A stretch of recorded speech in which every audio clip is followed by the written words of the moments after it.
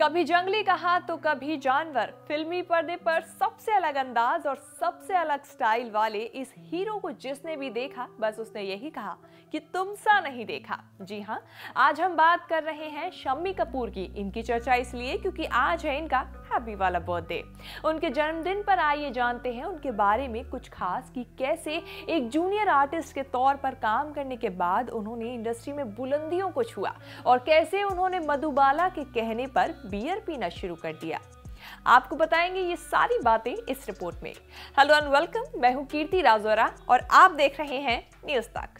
बॉलीवुड को लेकर हमेशा से ही ये बात होती आई है कि इंडस्ट्री में स्टार किड्स को ज्यादा प्रेफरेंस दी जाती है और उन्हें आसानी से काम मिल जाता है। हो सकता है कि ये कई बार सही भी हो, मगर इस बात को नहीं झुटलाया जा सकता कि इंडस्ट्री में बने रहने के लिए एक एक्टर को अपने टैलेंट और हार्ड वर्क पर डिपेंड रहना पड़ता है। बॉलीवुड इंडस्ट्री के एल्विस प्रेस्ली कहे जाने वाले एक्टर शम्मी कपूर भी ऐसे ही एक स्टार रहे हैं। बता दें कि एल्विस प्रेस्ली दुनिया के सबसे पॉपुलर स्टार्स में से एक रहे हैं। 14 अगस्त साल 2011 में शम्मी कपूर इस दुनिया को अलविदा कहकर सबकी आंखों में आंसू दे गए। शम्मी साहब हमारे बीच मौजूद नहीं है, लेकिन उनकी बेहतरीन फिल्में और उनकी एक्टिंग हमें जरूर उन्हें याद करने पर मजबूर कर देती हैं। हिंदी फिल्म इंडस्ट्री में अपने यूनिक स्टाइल के लिए पहचान रखने वाले शम्मी कपूर का जन्म 21 अक्टूबर 1931 को मुंबई में पृथ्वीराज कपूर के घर हुआ था। जन्म के वक्त शम्मी कपूर को उनके पिता पृथ्वीराज कपूर ने शमशेर राज कपूर नाम दिया था, जो बाद में शम्मी में तब्दील हो गया। साल 1948 में शम्मी कपूर ने सिनेमा की दुनिया में एक जूनियर आर्टिस्ट के तौर पर कदम रखा। उन्हें महीने के 50 रुपए सैलरी मिलती थी। उन्होंने 4 साल तक अपने पिता के थिएटर में काम किया और वहीं आसपास भी रहे।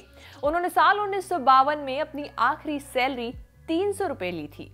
शम्मी कपूर की पहली शादी उस जमाने की मशहूर एक्ट्रेस गीता बाली से हुई थी, लेकिन 10 साल बाद उनका निधन हो गया। इसके बाद शम्मी कपूर ने साल 1969 में भावनगर की रानी नीला देवी से शादी की। साल 1993 में शम्मी कपूर ने जीवन ज्योति फिल्म के साथ बॉलीवुड में अपना डेब्यू किया। डायरेक्टर महेश कौल के डायरेक्शन में बनी इस फिल्म में चांद उस्मान उनकी पहली हीरोइन थी। उस समय उनका वजन काफी कम था। वो इतने दुबले पतले थे कि उन्हें देखकर मधुबाला ने उनसे कहा था, आपके साथ काम करके नहीं लगता मैं आपकी हीरोइन हूँ, मुझे लगता है आपको अपना वजन बढ़ा लेना चाहिए। उस वक्त शम्मी साहब को मधुबाला की ये बात इतना लग गई कि उन्होंने जल्दी वजन बढ़ाने के लिए बियर पीना शुरू कर दिया। इस बात को उन्होंने एक इंटरव्यू में भी बताया था। शम्मी कपूर को करियर में खास पहचान शुरुआत में नहीं मिली, लेकिन फिल्म तुम सा नहीं देखा उनके लिए मील का पत्थर साबित हुई।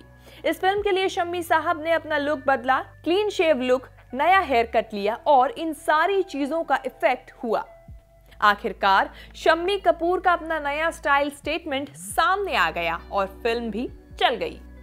उनसे जुड़ा एक खास किस्सा भी आपको बता ही देते हैं। कहते हैं फिल्मों में अपने डेब्यू से पहले ही उन्होंने एक्ट्रेस नूतन के साथ लैला मजनू में काम किया था। ये दोनों एक दूसरे को काफी समय से जानते थे और कहते हैं कि नूतन उनके बचपन की गर्लफ्रेंड थी। ये दोनों 6 साल की उम्र से दोस्त थे और एक दूसरे के पड़ोस में ही रहते थे। दरअसल शम्मी कपूर के पिता और नूतन की मां बहुत अच्छे दोस्त थे। इसी वजह से इनकी भी दोस्ती गहरी हुई थी। जब शम्मी कपूर और नूतन बड़े हुए तो दोनों ने एक दूसरे को डेट करना शुरू किया। शम्मी कपूर तो नूतन से शादी तक करना चाहते थे, लेकिन नूतन की मां इस रिश्ते के लिए राजी नहीं हुई। इसके अलावा एक और किस्सा उनके बारे में खूब चर्चा में रहा। कहते हैं जब साल 1953 से 1955 के बीच शम्मी कपूर श्रीलंका छुट्टी मनाने गए हुए थे, तो वहीं उनकी मुलाकात एक विदेशी बेली डांसर और इजिप्शियन एक्ट्रेस नादिया गमाल से हुई। दोनों के बीच दोस्ती इतनी गहरी हो गई कि दोस्ती से कुछ आगे ही बढ़ गई और दोनों एक दूसरे के साथ रिलेशनशिप में आ गए। लेकिन कुछ समय बाद नादिया के वापस जाने पर यह रिश्ता टूट गया। वर्क फ्रंट की बात करें तो एक्टिंग के शुरुआती दिनों में तुम सा नहीं देखा और दिल दे के देखो जैसी फिल्मों में शम्मी कपूर ने बेहतरीन एक्टिंग की, लेकिन साल 1961 की फिल्म जंगली से उनका करियर किसी और ही मुकाम पर पहुंच गया और सिंगर मोहम्मद रफी उन दिनों शम्मी कपूर की आवाज बन गए। इसी के साथ वो हिंदी सिनेमा के एल्विस प्रेस्ली कहे जाने लगे।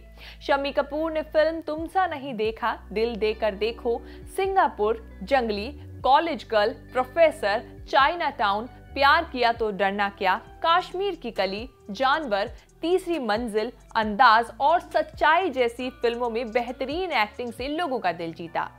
14 अगस्त 2011 को अपनी मस्ती भरी अंदाज के लिए बॉलीवुड के रॉक स्टार कहे जाने वाले शम्मी कपूर का क्रोनिक रीनल फेल हो जाने की वजह से 79 साल की उम्र में निधन हो गया।